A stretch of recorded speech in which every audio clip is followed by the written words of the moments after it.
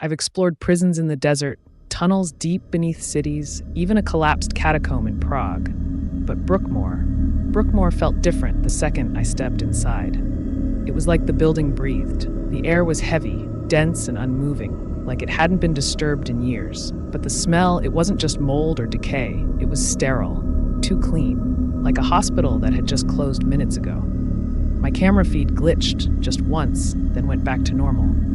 But that flicker was enough to put me on edge. The walls looked wrong, warped, swollen, like heat had melted the hallway and someone tried to freeze it back into place. Room 113 was near the end of the West Wing, but every step closer made my chest heavier, as if gravity thickened around the door. When I finally stood in front of it, my flashlight began to flicker. Fast, rhythmic. And then, the moment my fingers touched the doorknob, nothing seemed dangerous at first, just your typical abandoned room. Peeling wallpaper, a rusted bed frame, a cracked mirror coated in grime. But the air, it was dense, heavy. Breathing felt like dragging smoke through my lungs.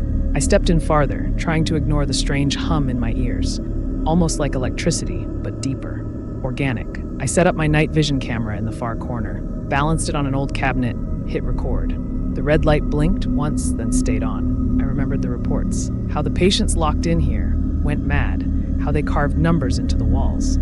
So I scanned the room. At first, nothing. Then I looked closer. The paint wasn't peeling, it was etched. Tiny numbers, 113, scratched into every surface, the walls, the floor, the underside of the bed, even the ceiling. Some carved in haste, some etched with almost surgical precision. Hundreds, maybe thousands of them. I turned to check the camera, just routine, just to make sure it was rolling. But what was on the screen wasn't me. It was the same room, same angle, same flickering shadows. But the figure in the shot was slouched, bleeding from the nose and mouth, one eye swollen shut. They kept reaching toward the camera, desperate, pleading. Their lips moved fast, silently, like they were trying to warn me, begging the lens to shut off. And then I froze, because the person on the screen looked exactly like me. Same jacket, same gear, same flashlight clipped to the chest in the exact same spot.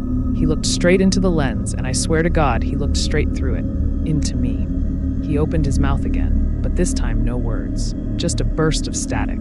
Then, from behind me, right against my ear, a voice, cold and calm, "You already died here."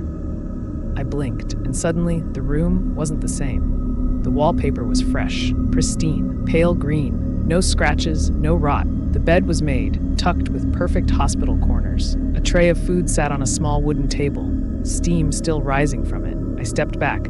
My boots didn't crunch anymore. The floor was clean, waxed. Even the air smelled different, like bleach and old paper. I turned toward the window. Outside, in the courtyard, I saw nurses walking calmly, white uniforms crisp, moving with purpose. Doctors escorted patients in straitjackets down manicured paths. I reached out to touch the glass, but no one saw me. Not the staff, not the patients. I wasn't there, or maybe I wasn't me. Then I noticed the door. It was cracked open, just slightly. A mirror on the opposite wall reflected the hallway, and in it, I saw myself. But it wasn't a reflection. It was another version of me. Standing away, hit something, and crashed hard over the tripod. The camera hit the ground, but it didn't shut off. The monitor was still rolling, still blinking. But what it showed wasn't live, not exactly. This time, there were 3 versions of me, each one in a different outfit, a different position around the room. One was near the window, screaming, tears pouring down his face as he hurled himself through the glass.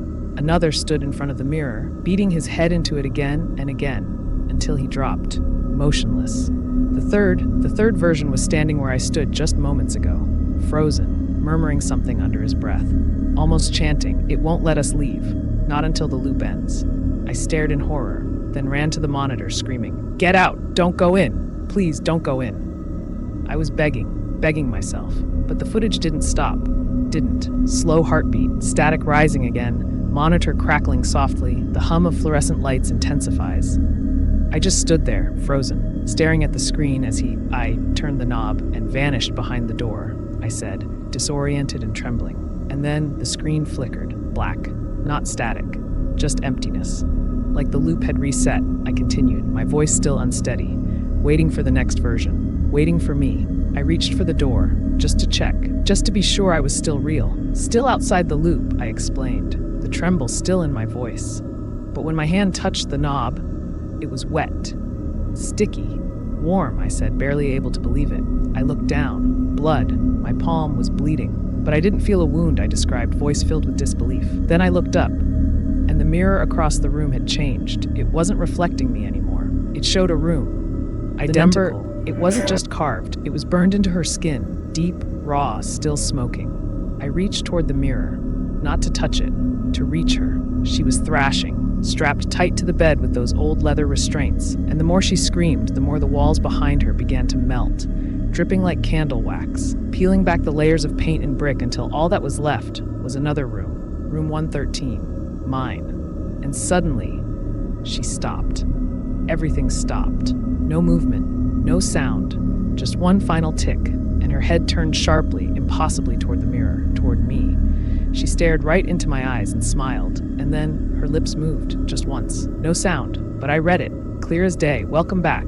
That was when I realized I never came here to investigate. I came back because I've always belonged. Your turn. They said the asylum was cleared out years ago, boarded up, buried under lawsuits and silence. But when I saw the footage, the real footage, I knew someone had been here. I followed the coordinates from a corrupted SD card, buried in a pawn shop box labeled simply 113. And now, here I am, Brookmoore, 3rd floor, end of the west wing. The door to room 113 was already open, just slightly, like it had been, waiting. The door creaks open with a long, agonizing moan, and the wind stops abruptly.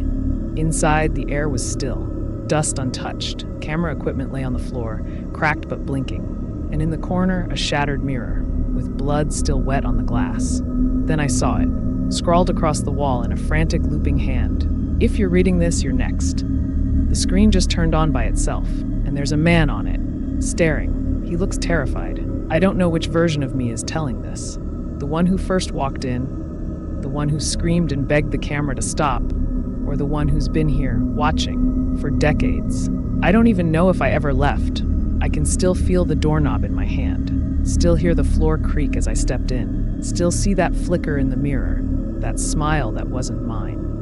Maybe this footage is what the next me will find, or maybe it's already happened. Maybe you're the next one now, because that's the real curse of room 113. It's not the ghosts, not the voices, not even the death. It's the loop. The story that resets every time the door opens. The soul that shatters again and again, with no one left to remember which version was real, to always arrive too late, to always warn too late.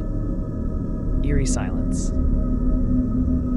If you're watching this, if you found the camera, and if you're still here, if you're still breathing after that, then you're one of us now. Like the video, if the loop didn't break you. Subscribe because there are more stories they never told, and they're starting to surface. And comment below